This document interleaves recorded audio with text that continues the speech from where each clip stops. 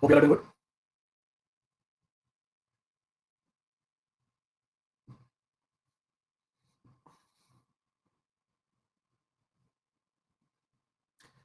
रौनक कल की क्लास नहीं कर पाया, आज की क्लास में समझ आ जाएगा? हाँ, आ जाएगा।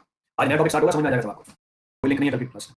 Both flow net keep by wall F anti change हो जाएंगे, तो आपकी ये बात तो सही है। Only the pattern that will change हो जाएगा। पैटर्न का मतलब read the language of the problem. So we continue. Distribution distribution so stress distribution. एक बार 2-3 पॉइंट मेंशन कर लेता हूं, उसके बाद इसको डिस्कस भी कर लेंगे। After that we discuss also. पहला पॉइंट बोल रहा है at a certain point within the soil mass. So at a certain point within the soil mass. So at a certain point within the soil mass. Within the soil mass. Within the soil mass. These stresses are caused. These stresses are caused due to both. Stresses are caused due to both. Stresses are caused due to both surface loadings. Surface loadings as well as surface loading as well as due to sulfate of the soil. As well as due to sulfate of the soil. As well as sulfate of the soil. Next point क्या बोल रहा है? The stress components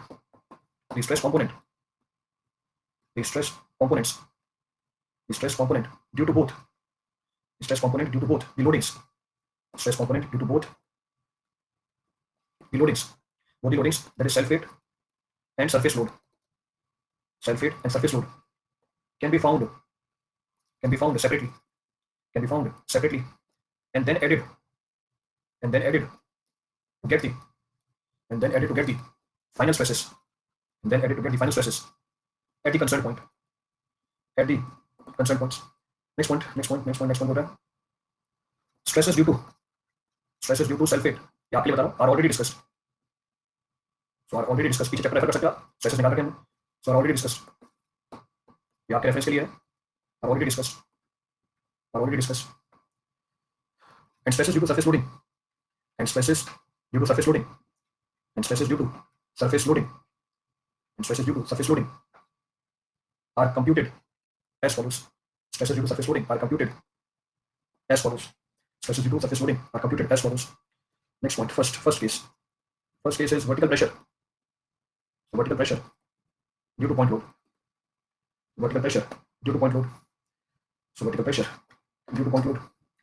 पहला point क्या बोल रहा है? Stress at any point. So stress at any point P in the soil mass. Due to point load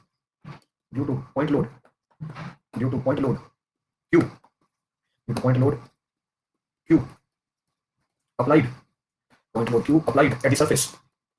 Applied at the surface at point O. Can be analyzed either using Gaussian's theory or Westergaard's theory, or using Westergaard's theory.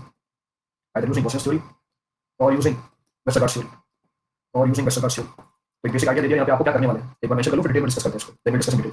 Topic बहुत ही आसान है, objective के लिए बहुत important है। More over इसकी application आएगी आपके फाउंडेशन के अंदर। You find the application of this topic in foundation engineering. तो first we will be talking about Gaussian's theory. पहले हम बात करेंगे Gaussian's theory. First of the theory to be referred is Gaussian's theory. पहला point क्या बोल रहा है? assumptions. क्या assumptions हैं इस थ्योरी के अंदर? assumptions in this theory. First, soil is homogeneous, isotropic, semi-infinite, and elastic. Next point बोल रहा है Hooke's law is valid. Next point says Hooke's law is valid. Hooke's law valid है. So Hooke's law is valid. Next point बोल रहा है sulfate of the soil is neglected. Next point of reference, soil is unstressed initially. Next point बोल रहा है change in volume of soil. So change in volume of soil due to application of load. Due to application of load is neglected.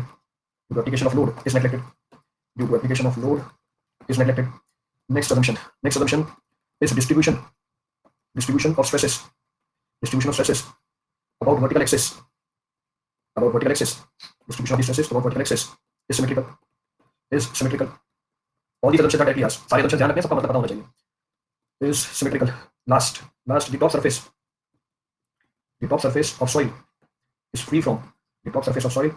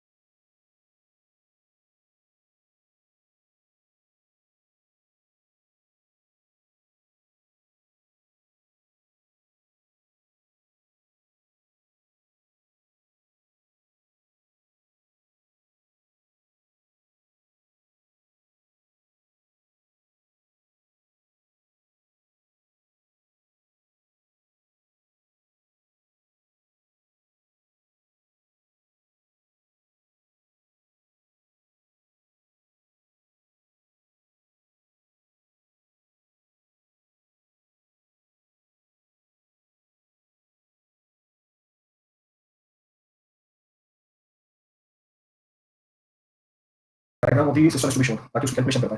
So again I try कि बन जाए diagram 3D में है, diagram is in 3D बन जाता है तो अच्छी बात है, नहीं तो फिर डायरेक्टली इसी पिक्चर में शेयर कर दूंगा. I directly share the picture of this. So this is the horizontal plane. So this is the horizontal plane. So this is the horizontal plane.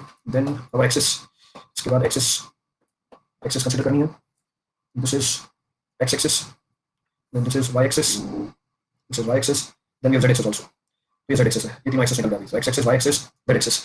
क्योंकि लाइनें बहुत ज़्यादा हैं, एक्सिस को मैं हाईलाइट कर रहा हूँ. I'm highlighting the axes which are involved here. So these are the axes which are involved here.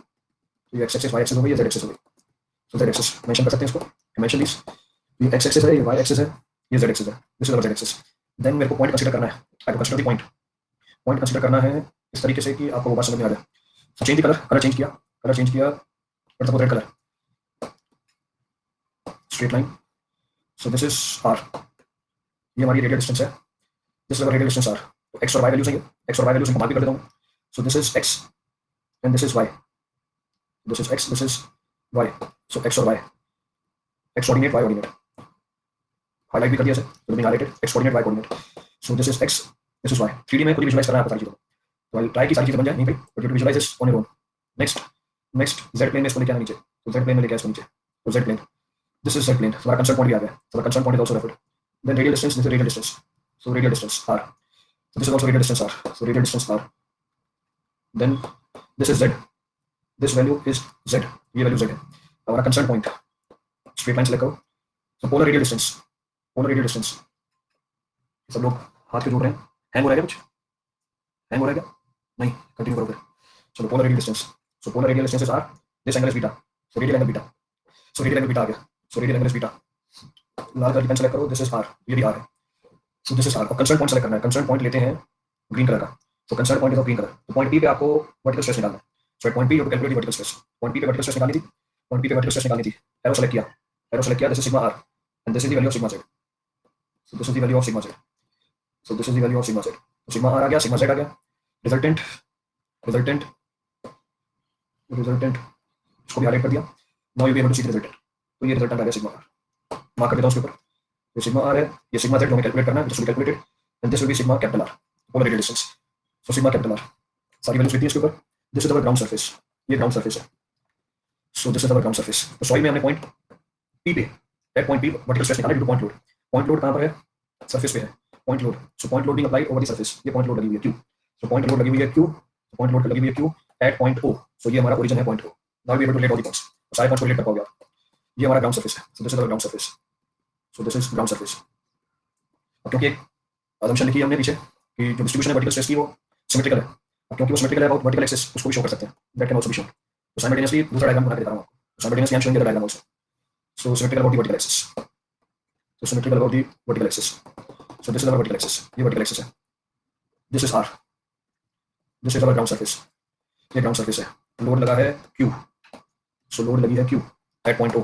So load Q at point O. Now symmetrical about the vertical axis. Symmetrical है इसलिए straight line बनानी पड़ेगी. तो straight line बनाई. Straight line distance दोनों जगह same mark है. Approximately same होगा, एक्जेक्टली सेम नहीं होगा. मैंने अप्रोक्सीमेटली सेम मार्क कर दिया. So approximately distance same mark है. So approximately distance mark same. Then straight line again selected.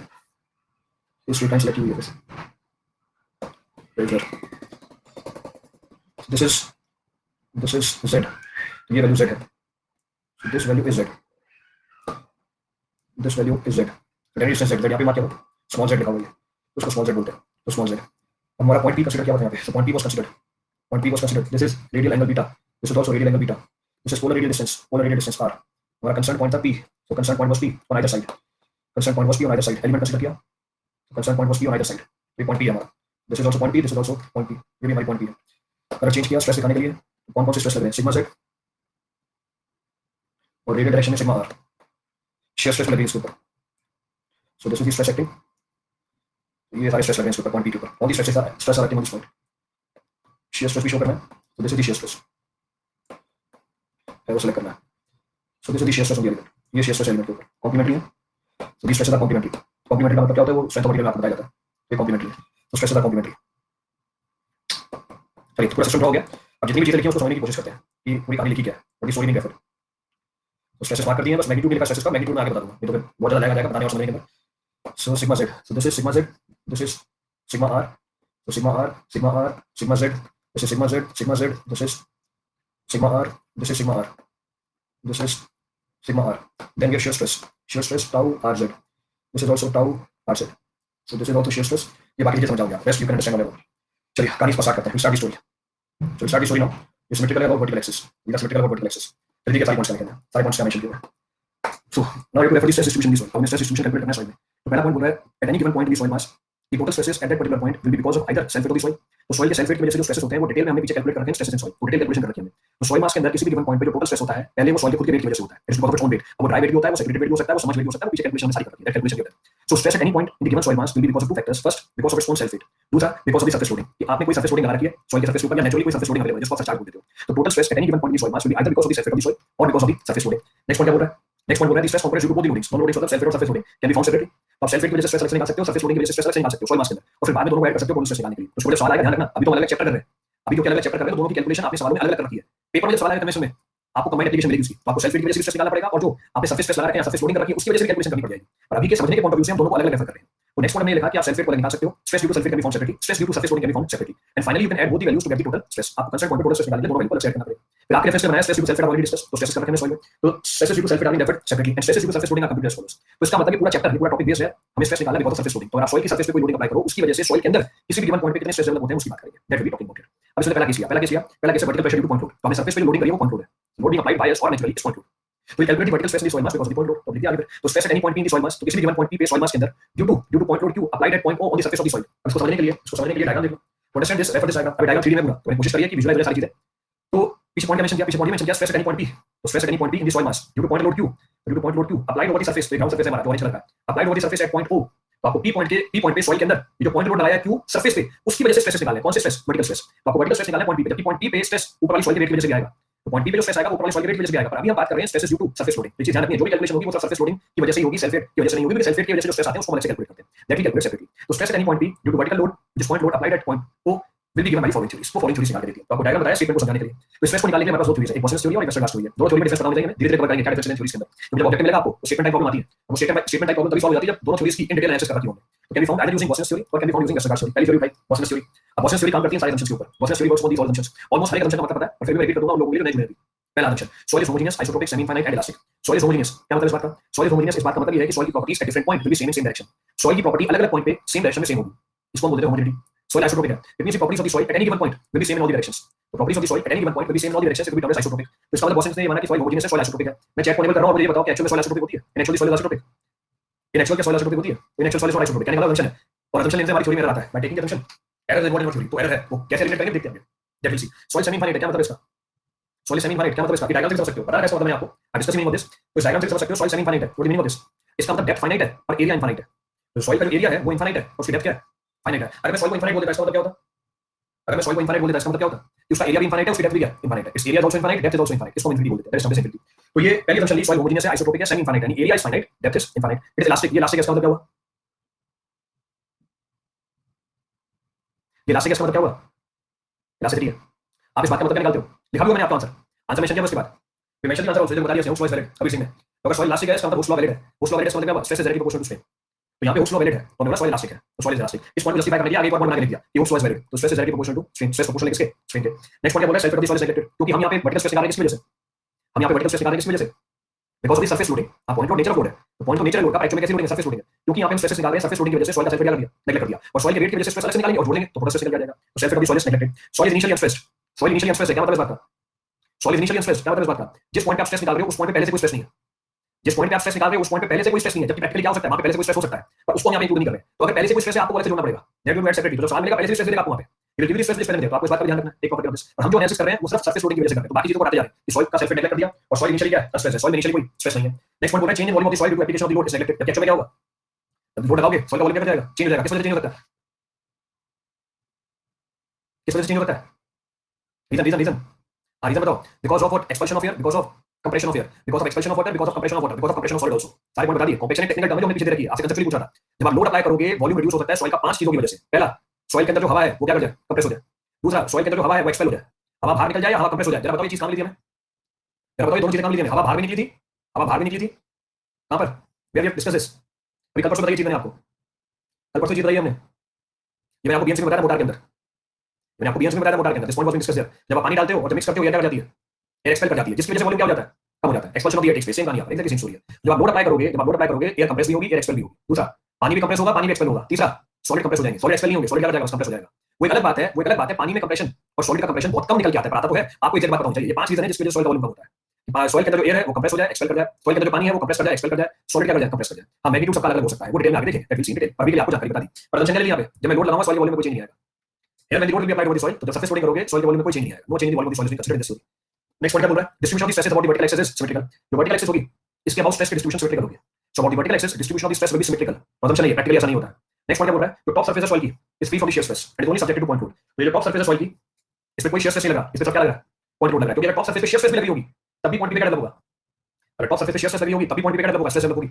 Again एक पॉइंट पे वर्टिकल स्ट्रेस भी डेवलप। तो वर्टिकल स्ट्रेस का मतलब क्या, सिग्मा जेड। मेरे को सिग्मा जेड निकालना है और ये मैं कैलकुलेट वर्टिकल प्रेशर लिखा दिया, vertical pressure stress due to point load. तो आपको वर्टिकल प्रेशर स्ट्रेस निकालना है, आपको सिग्मा जेड निकालना है, कैलकुलेट वैल्यू सिग्मा जेड। तो आपको सॉइल में पॉइंट पी पे सिग्मा जेड की वैल्यू कैलकुलेट करनी है, because of point load Q applied at point O. Clear चीज, अभी तक की कहानी में कोई सा पॉइंट करना हो तो क्या कर रहे हैं, अभी आधे घंटे में मैंने आपको बताया करने क्या वाले हैं, बेस बनाया मैंने आपको, नहीं तो मैं टॉपिक डायरेक्टली स्टार्ट कर सकता था कि vertical stress sigma Z equal to this, रट लो इसे, खत्म कहानी। पर आपको पता होना चाहिए सारी सारी स्टोरी डेवलप कहां से होती है, from where this entire story comes into the picture.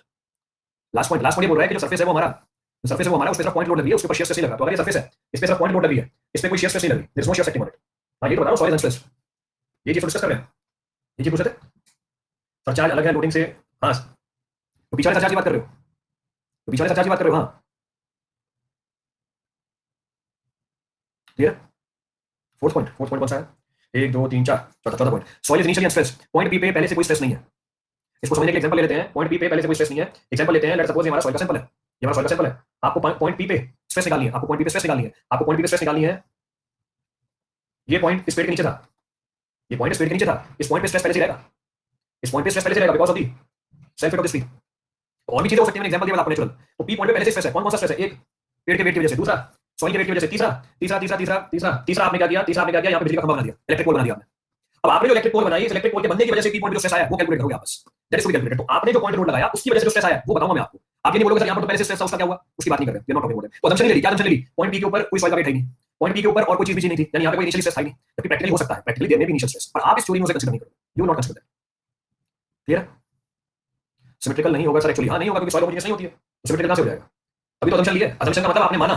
अगर वो चीज एक्चुअल में होती है मानते क्यों, जो चीज एक्चुअल में होती है वो मानते थोड़ी ना। assumption लिया इसका मतलब नहीं होता एक्चुअल में। वो वाला सरचार्ज अलग कैसे होगा हमारी लोडिंग के कंपैरिजन में, हमारी लोडिंग फाइनाइट है, हमारी लोडिंग इज फाइनाइट।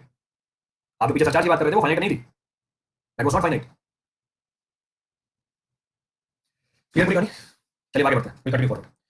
तो विल कंटिन्यू फॉरवर्ड, तो कंटिन्यू किया। तो हमारा एम है पॉइंट पी पे स्ट्रेस कैलकुलेट करना। कौन सा stress, vertical stress sigma Z, किसकी वजह से, पॉइंट लोड क्यू की वजह से। कहां पर लगाया आपने, सॉइल के सरफेस पे लगाया एट पॉइंट 2। अब जो डायमेंशन से क्यों है उसको थोड़ा समझा देता हूं मैं। डायमेंशन का मेंशन कैन बी रेफर्ड। अब पॉइंट पी की लोकेशन क्या है वो चेक करते हैं। पॉइंट पी के कोऑर्डिनेट क्या होंगे, what will be coordinates of point P, point P के कोऑर्डिनेट होंगे x, y, z।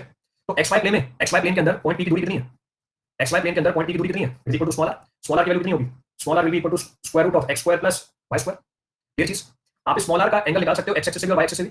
You can calculate the angular distance of this point P in xy plane from x axis also and y axis also। कैसे निकाल सकते हैं, अगर मुझे x axis से displacement निकालनी है, तो अगर मुझे x axis से डिस्प्लेसमेंट निकालनी है कैसे निकालूंगा। लेट्स सपोज ये एंगल थीटा है, अगर ये एंगल थीटा है तो थीटा कितना होगा, अगर ये एंगल थीटा है तो थीटा की वैल्यू क्या लिख देंगे, if this angle is theta, this theta will be termed as what, tan theta perpendicular by base. Perpendicular क्या होगी हमारी, ओनली परपेंडिकुलर, ये देखो y बाय x लिखा है इसमें भी।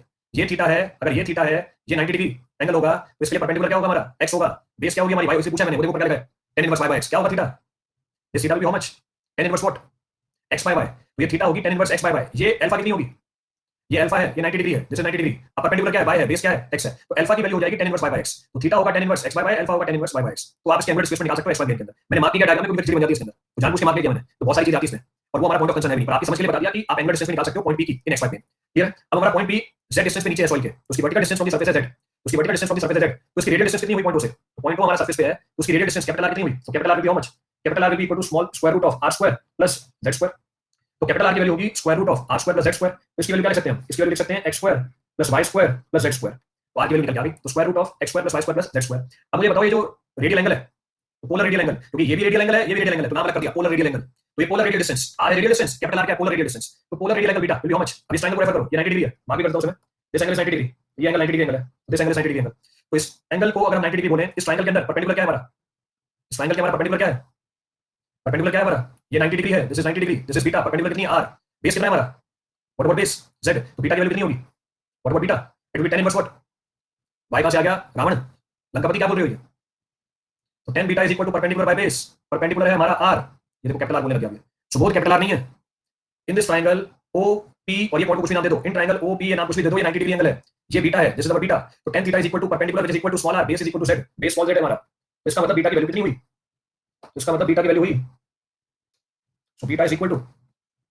Beta is equal to tan inverse, so beta is equal to tan inverse r by z, so beta is equal to tan inverse r by z।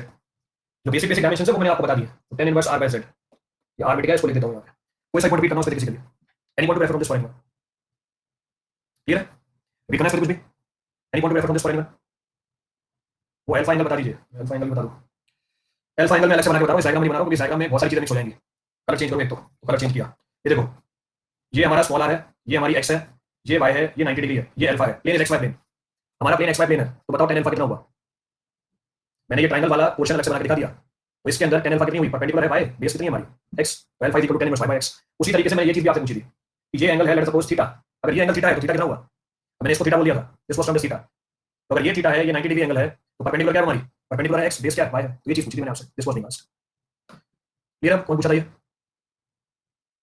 Clear, so clear है। अच्छा, एक assumption ली थी हमने, क्या एक असम्पशन ली थी कि जो स्ट्रेसेस की डिस्ट्रीब्यूशन है वो यूनिफॉर्म है, वो सिमेट्रिकल है अबाउट वर्टिकल एक्सिस, इस बात को समझाने के लिए मैंने फिर से डायग्राम बनाया। अब जो पॉइंट P है, जो पॉइंट P है वो मैंने कंसीडर करके दिखाया, एलिमेंट है पॉइंट P हमारा, जरा ये बताना कि हमारी एक्सिस क्या है, ये जो ऊपर एक्सिस बनी हुई है कौन सी एक्सिस है, ये जो ऊपर एक्सिस है वो कौन सी एक्सिस है, रेडियल एक्सिस है, ये जो एक्स एक्सिस है ये रेडियल एक्सिस है, किस डायरेक्शन में ये किस डायरेक्शन में है, ये जो रेडियल एक्सिस है किस डायरेक्शन में ये इनफाइनाइट डायरेक्शन में मिलेगी आपको, तो भी इनफाइनाइट डायरेक्शन, z डायरेक्शन में कहां से आ गई, तो ये ऊपर जो रेड वाली रेडियल एक्सिस है आपको यहां पे अलग से बना के दिखा दिया, तो ये एक्स प्लेन नहीं है, ये रेडियल प्लेन है हमारा, रेडियल प्लेन, नीचे नीचे कौन सी एक्सिस है हमारी, नीचे कौन सी एक्सिस है हमारी, नीचे हमारी कौन सी एक्सिस है, ये z एक्सिस है, तो ये हमारा वर्टिकल प्लेन बन गया, this is vertical plane, this is point P, ये हमारा पॉइंट P है, तो पॉइंट P का एलिमेंट कंसीडर किया, पॉइंट P का एलिमेंट कंसीडर किया, vertical stress is sigma z, vertical stress है sigma z, radial stress check करो यहां पे, रेडियल स्ट्रेस ये सिग्मा r, तो रेडियल स्ट्रेस सिग्मा r, तो ये रेडियल स्ट्रेस दिखा रहा है सिग्मा r, क्योंकि अब यहां पे रेडियल एक्सिस हमारी हॉरिजॉन्टल है, तो सिग्मा r, और सिग्मा r, शियर स्ट्रेस लग रहा है इस एलिमेंट के ऊपर, टाउ r z, तो shear stress is also being shown to you, tau r z, जो हमारी ये वर्टिकल एक्सिस है इसके अबाउट ये स्ट्रेसेस क्या रहेंगे, सिमेट्रिकल रहेंगे, तो मैंने इसी की मिरर इमेज ली, इसी एलिमेंट की मिरर इमेज ली, इसके ऊपर जब स्ट्रेसेस देखे सेम ये निकल के आ रहे हैं, इसके ऊपर जब मैंने स्ट्रेसेस देखे सेम ये स्ट्रेसेस निकल के आ रहे हैं। अब जरा मुझे बताओ, ये जो मेरा पॉइंट P है, जो एलिमेंट P है, ये जो एलिमेंट P है, इसको अगर मैं वर्टिकल एक्सिस के अबाउट प्लॉट करूंगा कितने पॉइंट्स मिलेंगे, इसको अगर मैं वर्टिकल एक्सिस के अबाउट प्लॉट करूंगा कितने पॉइंट मिलेंगे, इनफाइनाइट पॉइंट मिलेंगे। मैंने आपको दिखाई कितने हैं, मैंने आपको पॉइंट दिखाई कितने हैं, दो दिखाए, पर एक्चुअल में है कितने हैं, इनफाइनाइट पॉइंट्स हैं। इसको कैसे समझ सकते हो, you can understand this point like this, इसको समझने के लिए मेरे पास एक तरीका भी दिखाने का, ये चेक करो, ये जो हमारा पेन है, ये जो हमारा पेन है, अगर मैं इस पेन को घुमा दूं कितने एंगल से, अगर मैं इस पेन को घुमा दूं कितने एंगल से, अगर मैं इस पेन को रोटेट कर दूं बाय हाउ मच, 360 डिग्री, अगर मैं इस पेन को रोटेट कर दूं 360 डिग्री से, किस एक्सिस के अबाउट, 360 डिग्री से रोटेट कर रहा है, about which axis, about z axis. जरा मुझे बताना बीटा की वैल्यू क्या रहेगी, इसको मैं रोटेट कर रहा हूं अबाउट z एक्सिस पर, बीटा की वैल्यू कितनी है, सेम है, तो बीटा वैल्यू सेम, तो इस सारे पॉइंट्स को जब ज्वाइन करूंगा मैं, इन जब सारे पॉइंट्स को ज्वाइन करूंगा, इसका लोकस क्या निकल के आएगा, कॉन्टूर क्या बनेगी, हमारी सर्कल बनेगी, तो सर्कल के ऊपर जो भी पॉइंट्स होंगे उन सबकी वर्टिकल डिस्टेंस है z, उस सर्कल के ऊपर कितने पॉइंट्स हैं, इनफाइनाइट पॉइंट्स हैं, उन इनफाइनाइट पॉइंट में से मैंने दो पॉइंट दिखा दिया आपको, out of those infinite points these two points are being shown to you, क्योंकि आपको 2D में दो ही पॉइंट दिखेंगे, पर एक्चुअल में कितने वो इनफाइनाइट पॉइंट्स हैं, इन एक्चुअल दो are infinite points, clear, reconnect कर कुछ, any of the point to refer from this now for anyone, conical distribution नहीं है सत्यम सिंह, मैं बस यही एक्सपेक्ट कर रहा था कोई ना कोई बोल देगा कोनिकल डिस्ट्रीब्यूशन है, कोनिकल डिस्ट्रीब्यूशन नहीं है, डिस्ट्रीब्यूशन इज नॉट कोनिकल, आप जो डिस्ट्रीब्यूशन कोनिकल नहीं है, आप जो पॉइंट कंसीडर करोगे वो तो सर्कल पे होंगे, ये point that will be considered by us will be on circle only, तो पॉइंट तो सर्कल पे रहेंगे सारे, ये सर्कल है नीचे वाला, अभी मैंने 3D में बना के दिखा दिया, आई शोन दिस इन 3D ताकि पूरा डाउट ही खत्म हो जाए, the entire problem is eliminated, ये पूरी प्रॉब्लम एलिमिनेट कर दी मैंने। ये हमारा कौन सा एंगल है, बीटा है, दिस इज आल्सो बीटा, ये पोलर रेडियल डिस्टेंस है, पोलर रेडियल डिस्टेंस है, ये हमारा पॉइंट लोड q है, ये हमारा पॉइंट लोड q है, इसको आपने पॉइंट O पे अप्लाई किया, over the surface of the ground, over the surface of the ground, तो पॉइंट O पे अप्लाई किया, जो मैंने p पॉइंट कंसीडर कर रखे थे, जो मैंने p पॉइंट कंसीडर कर रहे थे वो ये वाले p पॉइंट है सारे, these are the p points that are being considered by us. अब कोई कोनिकल डिस्ट्रीब्यूशन थोड़ी ना है ये, it is not conical distribution. ये सारे के सारे पॉइंट लाई करेंगे सर्कल के ऊपर, all these points will lie over the circle. तो ये हमारे की पॉइंट्स आ रहे हैं, all these are key points. बस इनमें से 2 पॉइंट मैंने आपको दिखा दिए, कौन सा वाला, ये 2 पॉइंट मैंने आपको पीछे वाले डायग्राम में दिखा दिए। These 2 points I have shown on the previous diagram. ये कोनिकल डिस्ट्रीब्यूशन नहीं है, it is not conical distribution. आप चेक कर सकते हो वर्टिकल एक्सिस के अबाउट सिमेट्रिकल है सारे points, about vertical axis all these points are symmetrical. तो this is our point P, ये पॉइंट पी कंसीडर करके जितनी पॉसिबल वेरिएशन हो सकती थी या जितने पॉसिबल चेंजेस से मैं आपको दिखा सकता था वो सारे दिखा दिए मैंने, ताकि पिक्चर आपके माइंड में बढ़ जाए कि एक्चुअली हम कर क्या रहे हैं यहाँ पे, what actually we are doing it. Clear है? भी करना है कुछ भी। वो देखो पूछा रेडियस ऑफ सर्कल क्या है, यार रेडियस बताना सर्कल किस है, कौन बताएगा radius of circle, what about radius of circle, ये कितनी दूरी पे है, ये डिस्टेंस कितनी है, this distance is also R, this distance is also R, ये आर डिस्टेंस है। तो circle of the radius is equal to R. Mark भी कर देता हूं, इस पॉइंट को भी खत्म करते हैं। मार्क करने के लिए जगह नहीं है मेरे पास, जगह है, कलर चेंज करते हैं। कलर लिया मैंने ग्रीन कलर, ये लो। तो ये डाउट नहीं होना चाहिए आपको कि सर सर्कल का रेडियस नहीं मार्क किया आपने, सर्कल का रेडियस बता दो।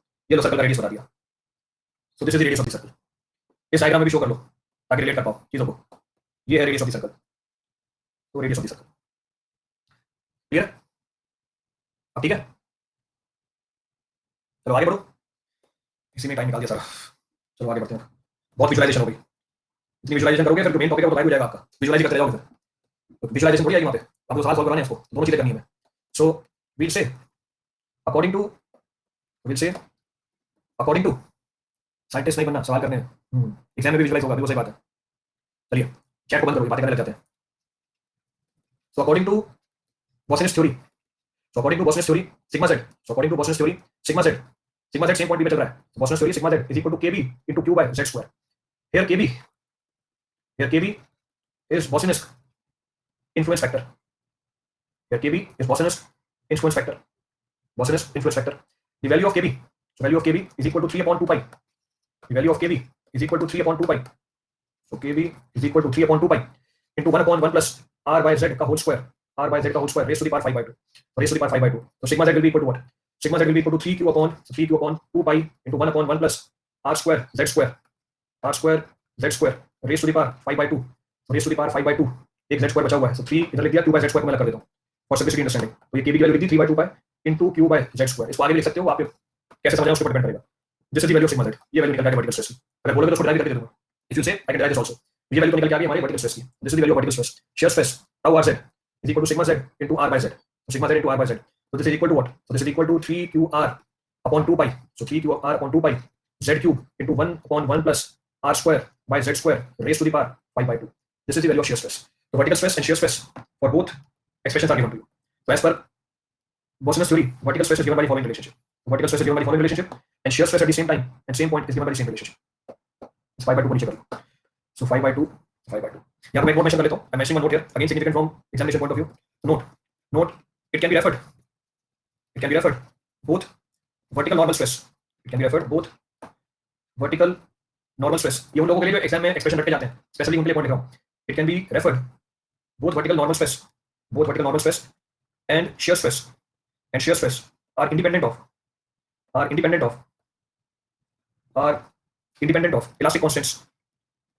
of elastic constants. Elastic constant जैसे modulus of elasticity and mu, Poisson's ratio, are independent of elastic constants, but are very much dependent upon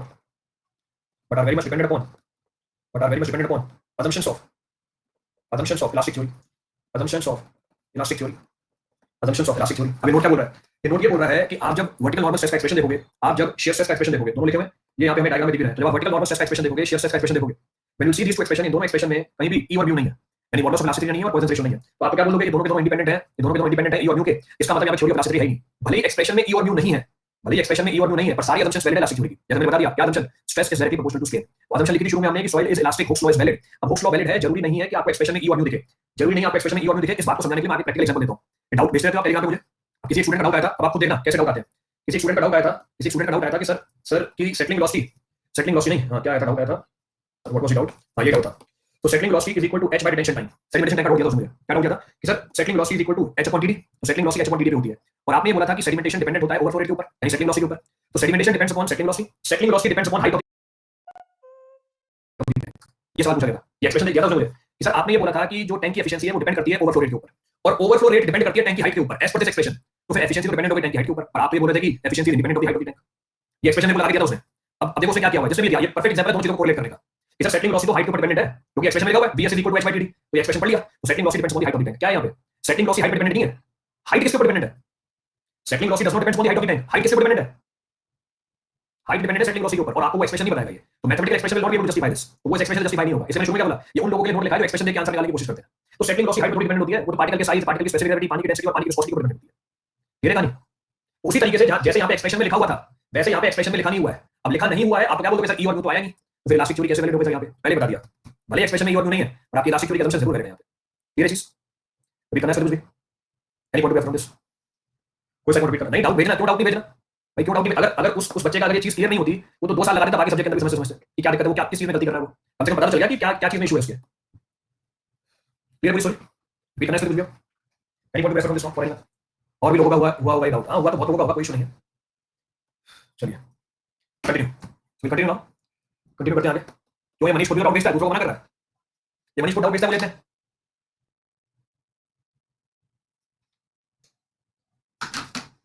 देखो अभी बोल रहा है मेरा डाउट पेंडिंग है अभी भी। चलो ठीक है, सो विल कंटिन्यू, अभी आगे बढ़ते हैं। So we'll continue now, next point of reference, check point discuss कर रहा हूं। अभी तक की पॉइंट कोई सभी अभी तक की चीज में कोई सा पॉइंट रिपीट करना उससे एनी पॉइंट ऑफ रेफरेंस ला भाई, ये सब डाउट ही आगे दिमाग खराब करते हैं। चलो ठीक है आगे बढ़ते हैं, कोई डाउट नहीं है, अभी गप्पे लगा रहे हैं अभी। चलिए next point of reference, next point ये बोल रहा है Boussinesq stress distribution theory, Boussinesq stress distribution theory, Boussinesq stress distribution theory, stress distribution theory, distribution theory can further be used, distribution theory can further be used, can further be used, can further be used to analyze following, analyze following pressure distribution diagram, analyze following pressure distribution diagram, following pressure distribution diagram, again very important from your examination purpose, अब application start होती है।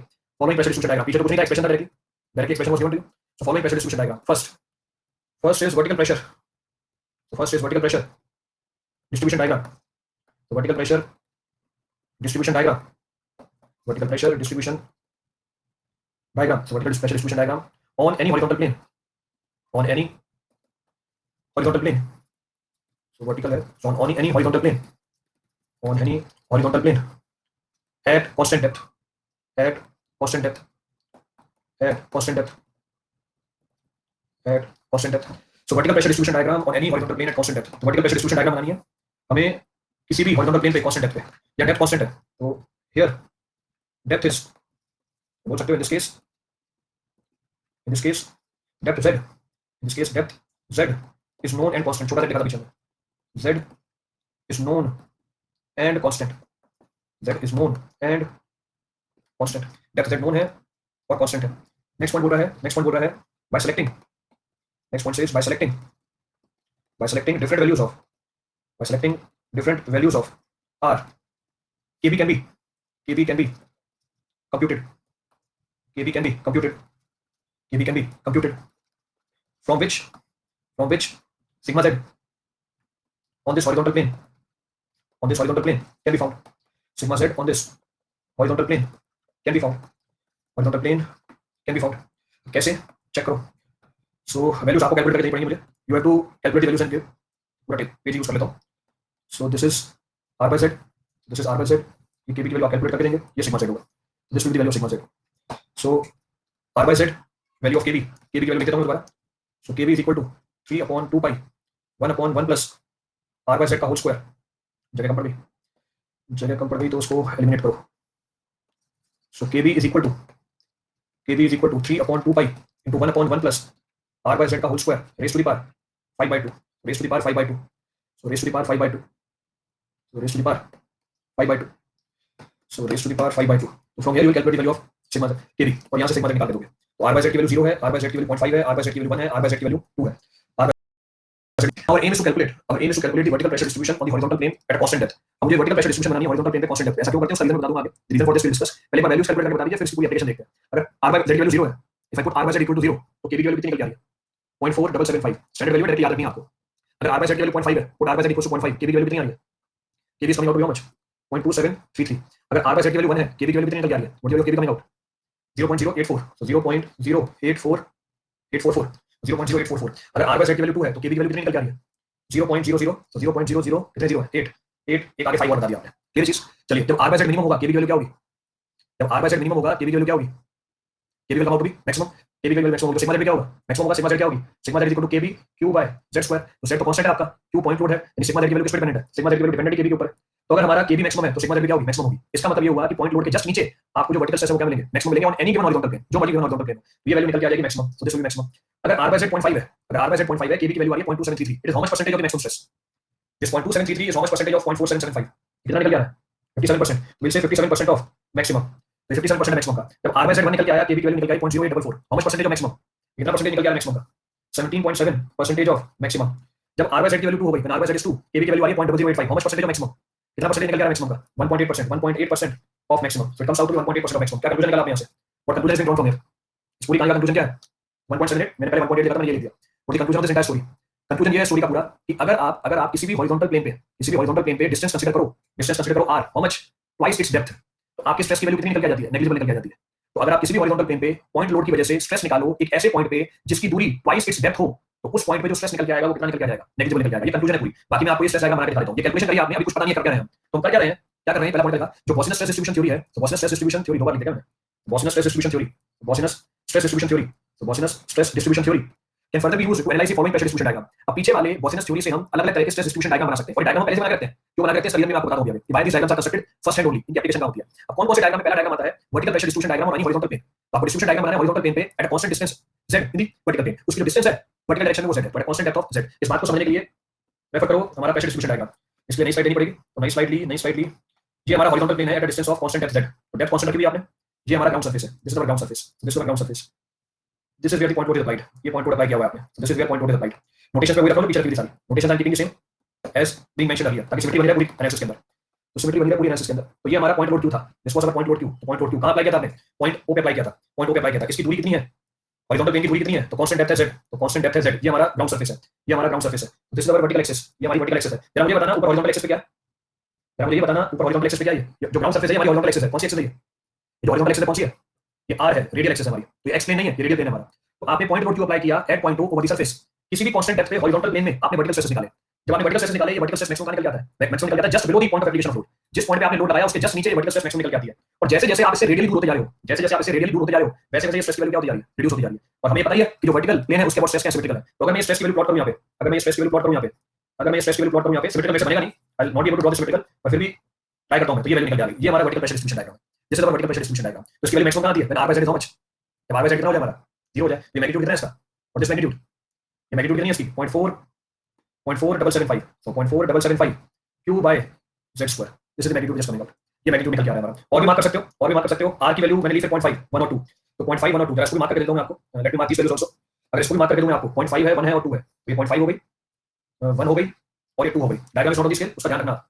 0.5 हो गई, टकराएगी इससे, 0.5 हो गई, this is 0.1, this is 0.2, 0.2, सारी dotted line है ये, all these are dotted line, इन सबको मैं एलिमिनेट कर रहा हूं, I am eliminating these values. तो ये वर्टिकल प्रेशर डिस्ट्रीब्यूशन डायग्राम है हॉरिजॉन्टल प्लेन पे, तो vertical pressure distribution diagram on horizontal plane at constant depth, depth constant है। चलो यहां पे जरा बताना r की वैल्यू कितनी लिखूंगा, यार r इज 0, तो यहां r 0 है, यहां r कितना है, यहां r कितना है 0.5 है, बहुत बढ़िया, r कितना है, what is value of r is 0.5 z, यहां r कितना है, z है, यहां r कितना है, यार r इज हाउ मच, यार r is equal to 2z, ये r की वैल्यू लिखी हुई है मैंने, तो r is equal to 0.5 z, r is equal to z, r is equal to 2z, r की वैल्यू 2z के बराबर है। यहां पर भी r कितना है, r is equal to 0.5 z, r is equal to z, r is equal to 2z, जरा वैल्यूज बताना, r is equal to 0.5 z, ये ऑर्डिनेट कितना होगा, this ordinate will be how much, ये ऑर्डिनेट की हुई है 0.2733, ये ऑर्डिनेट लिखा हुआ है 0.2733, so this ordinate is being mentioned, ये ऑर्डिनेट मेंशन किया हुआ है, ये ऑर्डिनेट है 0.2733, so 0.2733 q by z square, this ordinate will be also how much, 0.2733 q by z square। Next जब r की वैल्यू z के बराबर है 0.08, तो 0.0844 q by z square, this is 0.0844 q by z square, और last आपने लिखी 0.0085, so this is 0.0085 q by z square, this is 0.0085 q by z square। तो ये वर्टिकल प्रेशर डिस्ट्रीब्यूशन डायग्राम है। अगर मैं डेप्थ की वैल्यू बढ़ा दूं, अगर मैं डेप्थ की वैल्यू बढ़ा दूं, ये जो केबी की वैल्यू निकाली आपने, इनमें क्या फर्क पड़ेगा, ये जो आगे केबी की वैल्यू लिखी हुई है आपने, इनमें क्या फर्क पड़ेगा, what change in this values will be observed. अगर मैं डेप्थ की वैल्यू बढ़ा दूं, ये जो केबी की वैल्यू निकाली आपने, इनमें क्या फर्क पड़ेगा, what change will have on the value of KB, KB की वैल्यू कम हो जाएगी, it will decrease, KB will decrease. अच्छा, अगर मैं डेप्थ बढ़ा दूंगा तो केबी की वैल्यू डिक्रीज हो जाएगी, सेम रहेगी, कुछ नहीं होगा। हाँ, स्ट्रेस की वैल्यू क्या होती चली जाएगी, मैं केबी पूछ रहा हूं आपसे, ये केबी तो ये रहेगा ना, केबी में थोड़ी कोई चेंज आ रहा है, तो आप r by z को सेम रख रहे हो, या keeping value r by z को सेम, तो अगर आपने z बढ़ा दिया तो r भी तो चेंज हो गई, r is also getting change, इस तरीके से कि r by z की वैल्यू क्या है, सेम है, तो r by z की वैल्यू अगर सेम है तो केबी की वैल्यू क्या निकल जाएगी, सेम निकल जाएगी। पर हां वर्टिकल स्ट्रेस क्या होती चली जाएगी, what will happen to vertical stress, वो डिक्रीज होती चली जाएगी क्योंकि आप किसकी वैल्यू बढ़ा रहे हो, डेप्थ की वैल्यू बढ़ाते चले जा रहे हो। इसका मतलब जो नेचर निकल के आएगा प्रेशर डिस्ट्रीब्यूशन डायग्राम का, the nature of the pressure distribution diagram will come out to the same. तो नेचर में तो कोई चेंज नहीं निकल के आएगी, तो nature of the pressure distribution diagram will come out to the same, तो नेचर में कोई चेंज नहीं होगा, there will be no change in the nature of the pressure distribution diagram. तो ये हमारा वर्टिकल प्रेशर डिस्ट्रीब्यूशन डायग्राम है horizontal plane में eight a constant depth of z। Clear है पॉइंट? भी करना है कुछ?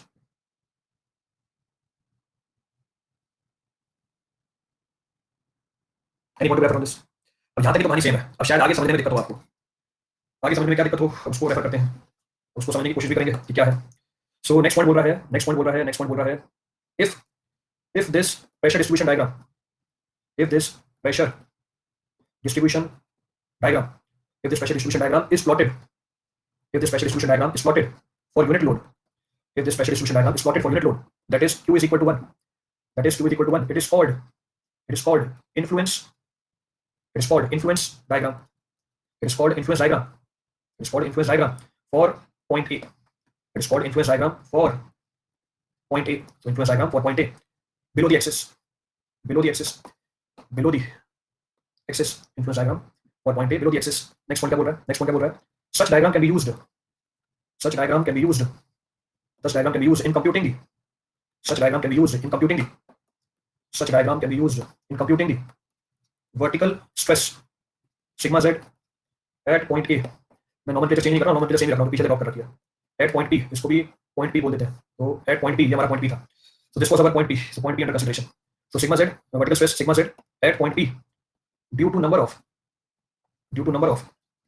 concentrated loads, due to number of concentrated loads, loads को हम क्यों नाम से डिनोट कर रहे हैं, हम डिनोटिंग लोड्स विद q, तो सेम नॉमेनक्लेचर चला के चलेंगे, due to concentrated loads q1 q2 q3 up till qn situated at a radial distance of, so situated at a radial distance of, so situated at a radial distance of r1 r2 up till rn from the vertical axis, through point A,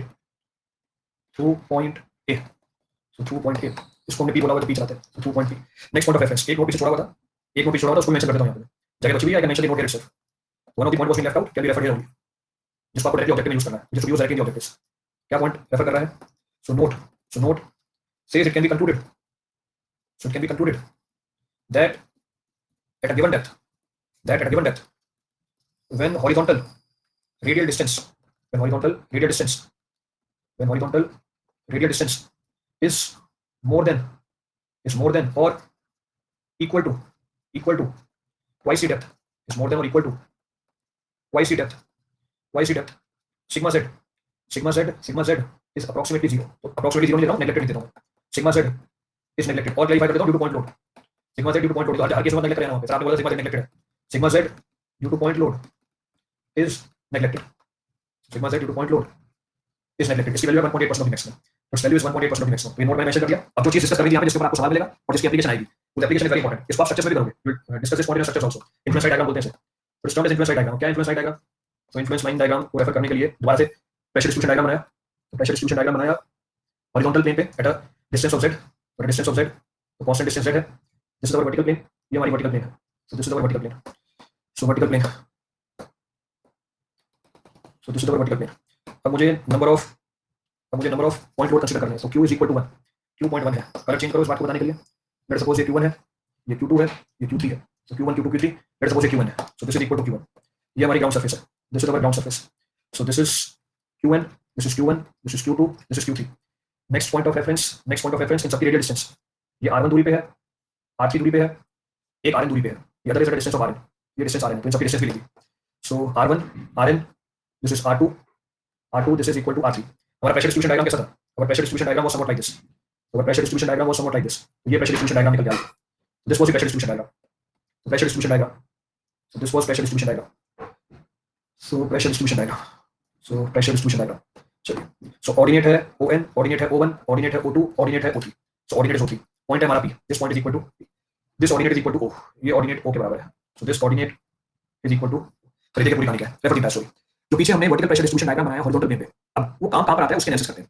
अभी तो मैंने एक point load लगा रखा है, आपने point load की वजह से किसी भी गिवन पॉइंट p पे स्ट्रेस निकाल लिया सिग्मा z, आपको सवाल मिलेगा इसके ऊपर, सवाल में आप वैल्यूज पुट करोगे, आंसर निकालोगे, खुश भी हो जाओगे, बात खत्म हो जाएगी। सवाल है फील्ड में एप्लीकेशन कहां आती है, how this is to be applied in the field, मुझे ये चीज फील्ड में अप्लाई करनी है। अब फील्ड में एक ही पॉइंट लोड नहीं होगा, in given case in the field there will not be single point load. इसको समझने के लिए एग्जांपल लेता हूं मैं, इसको समझने के लिए एग्जांपल लेता हूं मैं कि आपके फील्ड में तो एक पॉइंट लोड होगी नहीं, आपके फील्ड में मल्टीपल पॉइंट लोड्स होंगे, multiple point loads. For understanding purpose take an example, आपके समझने के पॉइंट ऑफ व्यू से ये एग्जांपल लिया, जरा कोई बताएगा क्या बना रहा हूं मैं?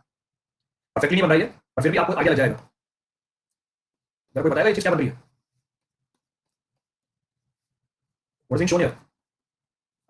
हाई फाउंडेशन बनाई है, सारी सारी फाउंडेशंस है, all these are foundations, so all these are foundation, सारी सारी फाउंडेशन बनी हुई है, तो एन नंबर ऑफ फाउंडेशन है, ये आपका जो स्ट्रक्चर है उसमें एन नंबर ऑफ फाउंडेशन है। एग्जांपल लेते हैं, हाँ ये बता दिया सिमेंट फुटिंग है, तो एग्जांपल लेते हैं, लेट्स सपोज पावर प्लांट है, तो पावर प्लांट बना रहे हो, ये पावर प्लांट का पूरा स्ट्रक्चर है। अब मल्टीपल नंबर ऑफ कॉलम्स होंगे, मल्टीपल नंबर ऑफ फाउंडेशंस होंगी, मल्टीपल नंबर ऑफ कॉलम्स होंगे, मल्टीपल नंबर ऑफ फाउंडेशन होंगी, प्लान है आपकी, ये प्लान है आपकी। अब एरिया इतना बड़ा होगा कि आपका जो कॉलम है वो इतने बड़े एरिया के लिए काम कर जाएगा, या आपकी जो फाउंडेशन है इतने बड़े एरिया के लिए काम कर जाएगी, एक पॉइंट लोड का काम कर जाएगी, इट लाइक पॉइंट लोड। आपका जो पूरा एरिया है उसकी साइज इतनी बड़ी होगी कि आपकी जो फाउंडेशन है पॉइंट लोड के लिए काम कर जाएगी, तो कितने पॉइंट लोड हो गए? N number of point load है, बहुत कम बना के दिखाया है। एक्चुअल में फील्ड में काम करोगे इससे मल्टीपल नंबर ऑफ ज्यादा लोड हो जाएंगे। एग्जांपल लेते हैं, ये तो चलो फिर भी देखनी होगी, आप एग्जांपल लेते हैं आपके शहरों के जो मॉल्स है, आपके शहरों के जो मॉल्स है, अब क्यों एग्जांपल लिया? क्योंकि आपको अपने शहरों के जो मॉल है घूमते हो उसके कॉलम दिखते होंगे आपको, you can see the columns, तो आपके सामने होते हैं पार्किंग, आप ये तो बताया इसने मल्टीपल कॉलम्स होते हैं उसके अंदर, आपने मॉल में पार्किंग गाड़ी लगाई होगी कभी, तो उसमें मल्टीपल कॉलम्स होते हैं, N number of columns are there, अब वो सारे के सारे कॉलम पॉइंट लोड का काम करते हैं, all those columns act as a point load. अब अगर मैं एक एक पॉइंट लोड की वजह से वर्टिकल प्रेशर कैलकुलेट करने लगा किसी भी गिवन पॉइंट पी पे, एक एक पॉइंट लोड की वजह से कैलकुलेट करने पड़ेगा, फिर तो पूरा प्रोजेक्ट का टाइम से निकल जाएगा कैलकुलेशन में आपके, तो हमने इन चीजों को सिंपलीफाई कर रखा है, वी हैव सिंपलीफाइड दिस, मतलब एक पॉइंट लोड था, अच्छी बात है, कैलकुलेशन हो जाएगी, सवाल आपको एक के लिए मिलेगा, मैक्सिमम दो के लिए देगा सवाल, पर इसकी फील्ड में एप्लीकेशन ये आती है, this is the application of this in the field. अब इसको सिंपलीफाई कैसे करते हैं? एक्चुअल में तो हमारे पास बहुत सारे पॉइंट लोड्स हैं और मेरे को इस पॉइंट पी पे, ये पॉइंट पी कहां पर है? ये पॉइंट पी ग्राउंड के अंदर है, कितनी दूरी पे? ये पॉइंट पी कहां पर है? ग्राउंड के अंदर कितनी दूरी पे? z दूरी पे, और मुझे इन सारे पॉइंट लोड की वजह से पी पॉइंट पे क्या निकालना है? वर्टिकल स्ट्रेस निकालना है। At the depth of z मुझे पॉइंट पी पे वर्टिकल स्ट्रेस निकालना है because of all these points load. अब एक एक की वजह से कैलकुलेट नहीं करूंगा, मैं क्या करूंगा? इन्फ्लुएंस डायग्राम बना दूंगा, I draw the influence diagram. अब इन्फ्लुएंस डायग्राम क्या होता है? ये जो आपका वर्टिकल प्रेशर डिस्ट्रीब्यूशन डायग्राम है, इसमें अगर आप लोड को 1 यूनिट रख दो, इसको आप लोड को 1 यूनिट रख दो, लोड को मार रखोगे जस्ट अबव द पॉइंट, अब obviously stress will be calculated, तो पॉइंट पी के ऊपर जो ग्राउंड के अंदर था उसके जस्ट ऊपर आपने यूनिट लोड लग दिया, यूनिट लोड लगने के बाद जो आपने प्रेशर डिस्ट्रीब्यूशन डायग्राम बनाया, ये रहा यूनिट लोड लगाने के बाद जो आपने प्रेशर डिस्ट्रीब्यूशन डायग्राम बनाया, इसको हम क्या बोलेंगे? इन्फ्लुएंस डायग्राम बोल देंगे, this will be technically termed as influence diagram. ये चीज हमें बताइए इन्फ्लुएंस डायग्राम क्या होती है? सिमेट्रिक होती है, ये इन्फ्लुएंस डायग्राम मतलब क्या है? सिमेट्रिक है, देखो वैल्यूज लिखी है मैंने, कोई कंफ्यूजन नहीं है, मैंने वैल्यूज लिख के बताई है, सिमेट्रिक है, चलो सिमेट्रिक है। चलो अब बात करते हैं, एक्चुअल में हमारे मल्टीपल लोड से Q1 Q2 Q3 इसको दिखाता हूं यहां पे, एक्चुअल में ये Q1 था, ये Q2 था, और उस डायग्राम में आपको दिख रहा है कि भैया क्या एलिमेंट ऐसी है, ये हमारा Q3 है, ये हमारा Q1 है, दिस इज R1, ये R1 है, दिस इज R2, ये R2 है, दिस इज Rn, ये Rn है, दिस इज R3, ये R3 है। तो आपको इन सारे लोड्स की वजह से पॉइंट पी पे जो सॉइल के अंदर है वर्टिकल स्ट्रेस निकालनी है, तो हमने क्या किया? पॉइंट पी के जस्ट ऊपर एक यूनिट लोड लगाया और हमने इन्फ्लुएंस डायग्राम बना दिया, हमने वर्टिकल प्रेशर डिस्ट्रीब्यूशन डायग्राम बनाया, आउट ऑफ प्लेन है वो, हमने वर्टिकल प्रेशर डिस्ट्रीब्यूशन डायग्राम बनाया, हमने वर्टिकल प्रेशर डिस्ट्रीब्यूशन डायग्राम बनाया on horizontal plane at a constant depth z, तो ये डायग्राम निकल के आ गई, this is diagram comes out. अब मुझे ये बताओ, कि अगर ये पॉइंट पी, ये सारे यूनिट लोड्स की वजह से, this is because unit load, actual में लोड कितना लगा हमारा? एक्चुअल में लोड कितना लगा हमारा? एक्चुअल में लोड कितना लगा हमारा? Q1 लगा है, तो एक्चुअल में लोड Q1 लगा हुआ है हमारा, तो अगर मैं पॉइंट पी के ऊपर ही Q1 लोड का लोडिंग करता, तो अगर मैं Q1 लोड की लोडिंग करता, तो यहां से R1 डिस्टेंस की दूरी पे, यहां पे R1 डिस्टेंस की दूरी पे जो ऑर्डिनेट बनता है वो कितना है? अगर मैं पॉइंट पी के ऊपर ही Q1 इंटेंसिटी वाला लोड लगाता, तो R1 डिस्टेंस पे जो ऑर्डिनेट बनता है वो कितना है? O1 ही है, तो ऑर्डिनेट बनी हमारी कितनी? O1, तो ऑर्डिनेट O1 बनी है, ऑर्डिनेट अभी O1 किसकी वजह से बनी हुई है? Because of unit load. अगर मैं यहां पे लोड की इंटेंसिटी Q1 रखता, अगर मैं लोड की इंटेंसिटी Q1 रखता, तो यहां पर मैं स्ट्रेस कैसे निकालता टोटल? तो ordinate O1 multiplied by what? Q1, ordinate O1 multiplied by load intensity Q1, इसका मतलब मुझे R1 दूरी पे क्या मिल जाता? मुझे R1 दूरी पे क्या मिल जाता? स्ट्रेस मिल जाता। तो एक्चुअल में तो पॉइंट पी मेरा R1 दूरी पे है from point load Q1, from point load Q1, पर अगर मैं Q1 को जस्ट पॉइंट लोड P के ऊपर लगा दूं, तो R1 डिस्टेंस पे मेरी इंटेंसिटी कितनी निकल जाएगी? R1 डिस्टेंस पे मेरी इंटेंसिटी निकल जाएगी Q1 into O1। इसीलिए मैंने क्या किया? पहले ही इन्फ्लुएंस डायग्राम बना लिया for a load of 1 unit intensity just above the point P। तो हमने 1 लोड इंटेंसिटी का इन्फ्लुएंस डायग्राम बनाया और इस इन्फ्लुएंस डायग्राम की मदद से हम टोटल वर्टिकल स्ट्रेस निकालेंगे पॉइंट P पे। अब मैं टोटल वर्टिकल स्ट्रेस कैसे निकालूंगा? तो total vertical stress will be equal to Q1 into ordinate O1। O1 किसकी वजह से है? This is because of unit load, ये यूनिट लोड की वजह से, पर हमारा लोड कितना है? Q1, तो हमारा जो स्ट्रेस होगा वो होगा Q into O1। ये चीज। अब बात करते हैं Q2 की, अगर ये Q2 इंटेंसिटी का लोड जस्ट पॉइंट P के ऊपर होता, अगर ये Q2 इंटेंसिटी का लोड जस्ट पॉइंट P के ऊपर होता, तो जस्ट पॉइंट P के ऊपर होता, हमारा ऑर्डिनेट कितना निकल गया था? वो निकल गया था। अगर ये Q2 इंटेंसिटी का लोड जस्ट पॉइंट P के ऊपर होता और इसे R2 डिस्टेंस की दूरी पे अगर मैं स्ट्रेस निकालता, तो हमारे स्ट्रेस का मैग्नीट्यूड कितना होता? हमारे स्ट्रेस का मैग्नीट्यूड होता Q2 into O2। इसका मतलब जोड़ दो, Q2 into O2। अब मैंने यूनिट लोड की जगह एक्चुअल लोड ले लिया Q3, जो कितनी डिस्टेंस पे है from the constraint point? R3 distance पे है। और उसको समझाने के लिए मैं क्या बोला? अगर मैं Q3 इंटेंसिटी का लोड पॉइंट P के ऊपर लगा देता, अगर मैं Q3 इंटेंसिटी का लोड पॉइंट P के ऊपर लगा देता, तो यहां से R3 डिस्टेंस की दूरी पे जो स्ट्रेस निकल के आता, वो कितना निकल के आता? Q3 into O3 निकल के आता। तो अभी भी स्ट्रेस की वैल्यू कितनी होगी? Q3 into O3 होगी। चलते जाओ कहां तक? Q1 into O1। अभी मैंने एक-एक पॉइंट निकाला है, उसको ऐड करके बताया है। जरा इसका नाम बताओगे क्या होता है? आप स्ट्रक्चर्स में से क्या बोलते हो? आप स्ट्रक्चर में से क्या बोलते हो? इन्फ्लुएंस डायग्राम तो होती है ये, बोला क्या जाता है? इसका टेक्निकल नाम भी है, लॉ नहीं पूछ रहा हूं मैं, सुपरपोजिशन कर रहे हैं इसके ऊपर, it principal of superposition, which is being applied here. तो ये प्रिंसिपल है सुपरपोजिशन का। ये चीज, इसका मतलब ये हुआ कि मुझे हर लोड की वजह से अलग-अलग प्रेशर कैलकुलेट करने की जरूरत नहीं पड़ी। तो because of different loads we don't have to calculate the pressure intensity. हमने प्रेशर इंटेंसिटी कैलकुलेट कर ली सिर्फ यूनिट लोड की वजह से। The pressure intensity is calculated because of the unit load only. तो जो भी हमारा प्रेशर डिस्ट्रीब्यूशन डायग्राम आया, उसके जो ऑर्डिनेट है, ये सब यूनिट लोड की वजह से, पर एक्चुअल में तो हमारा यूनिट लोड है नहीं। इन actual it is not unit load. तो एक्चुअल में जो हमारे लोड लगे हुए हैं उसको हम रिस्पेक्टिव ऑर्डिनेट से मल्टीप्लाई करते हैं, तो हमारा प्रेशर डिस्ट्रीब्यूशन डायग्राम निकल के आ गया। और pressure distribution diagram is being observe. Law of superposition, बिल्कुल सही बात है। किसी के लिए भी पॉइंट रिपीट करना हो अभी तक? Any point to refer from this for anyone? तो इसमें और क्लैरिटी चाहिए, I can refer this point in for the detail also.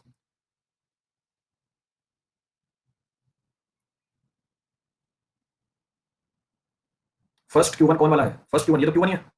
कौन वाला मतलब? फर्स्ट Q1 कौन वाले का मतलब,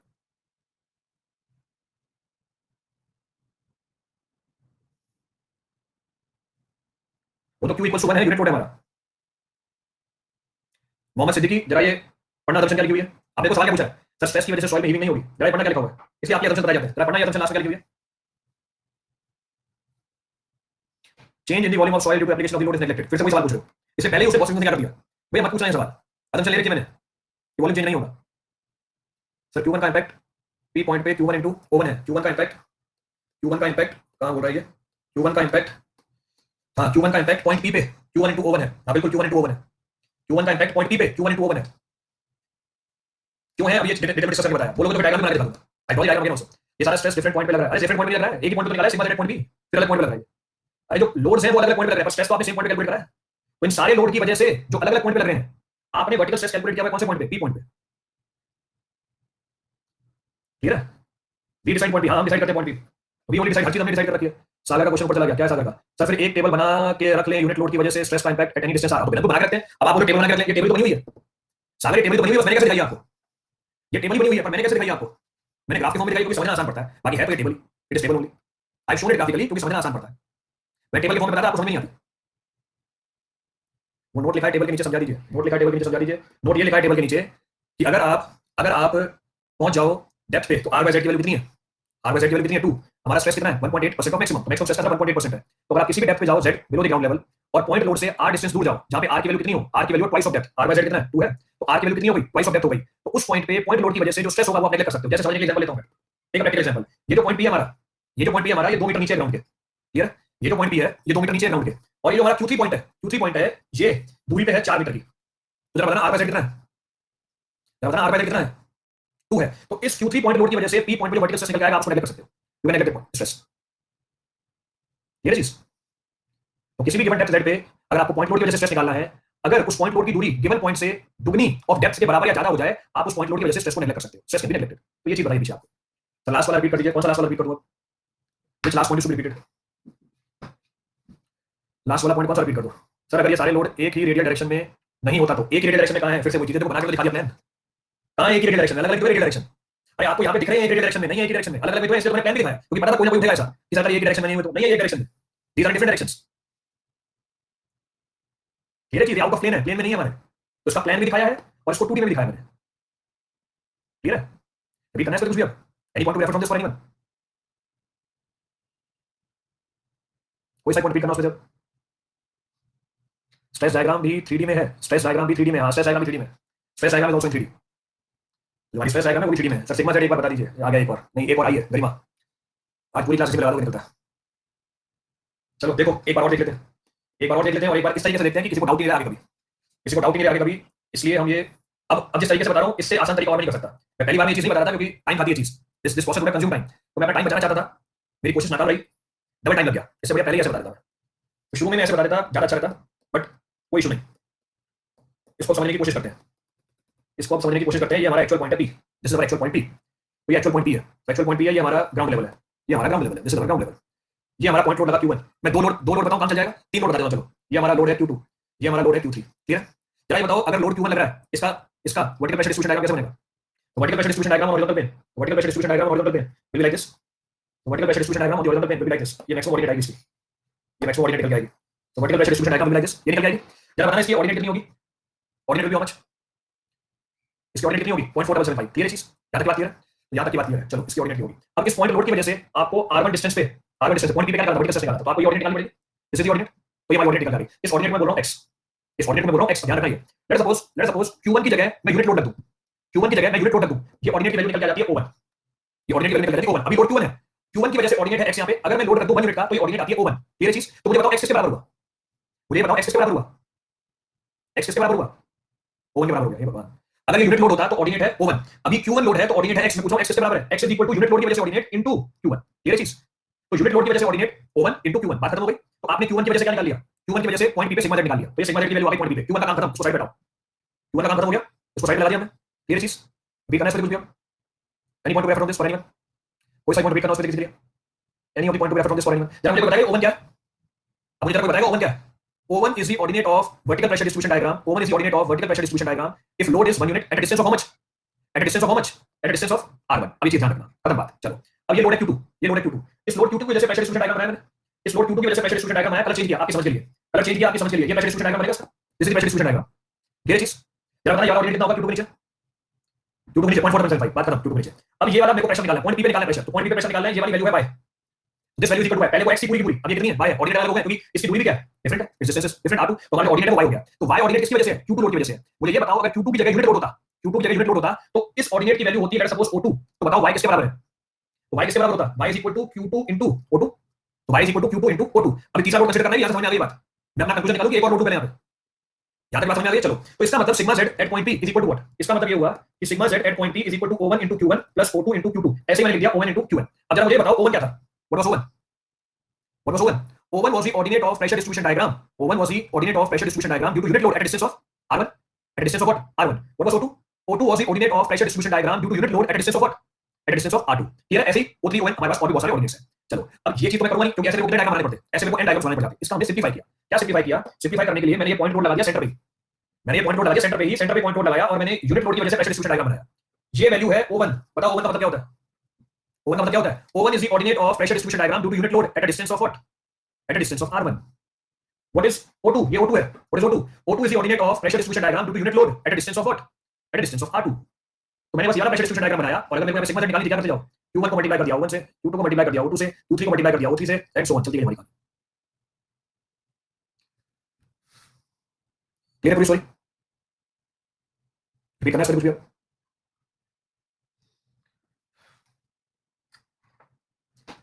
सो principle of superposition is used here, principle of superposition use किया हुआ है। सर सिमेट्रिकल रीजन से सुपरपोजिशन लग रहा है, बिल्कुल सिमेट्रिकल है, इससे सुपरपोजिशन लग रही है। अगर सिमेट्रिकल नहीं होता सुपरपोजिशन नहीं लगा पाते, अगर सिमेट्रिकल नहीं होता सुपरपोजिशन नहीं लगा पाते। सर क्यू के यूनिट क्या ले रहे हैं आप, पॉइंट लोड है, क्या यूनिट लोगे, पॉइंट लोड है ना, लोड की यूनिट क्या होगी, न्यूटन ले लो, किलो न्यूटन ले लो, किलोग्राम फोर्स ले लो, तो यूनिट लोड, लोड की यूनिट कोई सी भी ले सकते हो, you can take any unit of the load, क्या दिक्कत है उसके अंदर। एग्जाम लिंक याद आ गया, क्लास खत्म होने वाली हुई, लिंक याद आया, लो लिंक की रेफर दिस लिंक,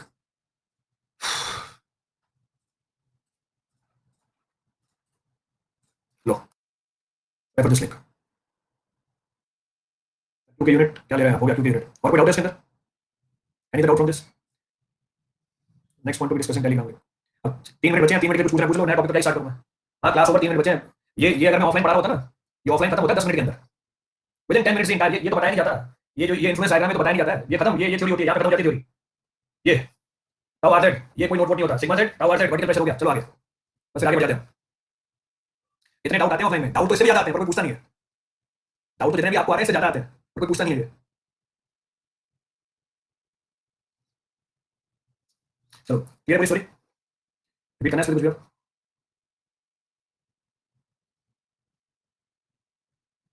क्यों नहीं पूछता, मुझे क्या पता क्यों नहीं पूछता। अगर लोड को मूव कर दिए कोई इफेक्ट आएगा, लोड को मूव किए तो हैं हम, लोड को मूव किया तो है हमने, देखो सारे लोड मूव कर रखे हमने R1 R2 डिस्टेंस पे, आप भी मुक्का मारते हैं, मैंने कब मुक्का मारा, किसने बोला आपको, कौन मुक्का मारता है, दिल से मुक्का मारता है। चलो ठीक है, चलो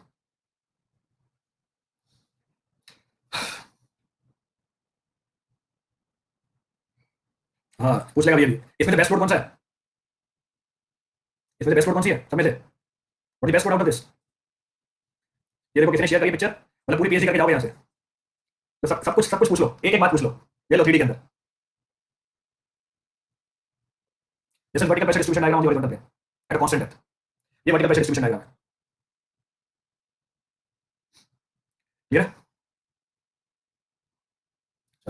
सो get done with today's class. P point कैसे डिसाइड करते हैं, जहां पर भी आपको स्ट्रेस निकालना है, मेरे भाई यू कैलकुलेट स्ट्रेस, जिस भी पॉइंट पे आपको स्ट्रेस कैलकुलेट करनी है वो देखेंगे अभी आगे, प्रैक्टिकली इसकी एप्लीकेशन आती है, इसे शुरू में बोला था स्ट्रेस डिस्ट्रीब्यूशन की एप्लीकेशन फाउंडेशन में आती है, निकल के application of stress distribution comes in the foundation, तो फाउंडेशन में निकल के आता है। ये तो मैंने पीछे बना के दिखाई दिया था आपको, किसने ये शेयर किया, ये तो मैंने आपको बना के दिखा दिया, आई शेयर दिस, ये पॉइंट शेयर कर दिया मैंने।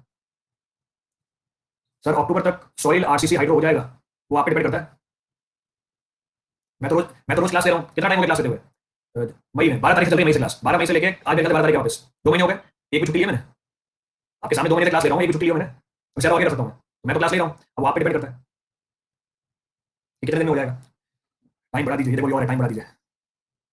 चलिए thank you everyone, will meet tomorrow, कल मिलते हैं, हो जाएगा सिलेबस पूरा हो जाएगा, जहां मेरे को लगेगा सिलेबस पूरा नहीं होगा वहीं बंद कर दूंगा मैं सभी, फिर मैं भी वो डायरेक्ट पढ़ाने लग जाऊंगा, सिलेबस भी कंप्लीट हो जाएगा, आपके एग्जाम के लिए तैयारी पूरी हो जाएगी आपकी। चलिए, थैंक यू एवरीवन।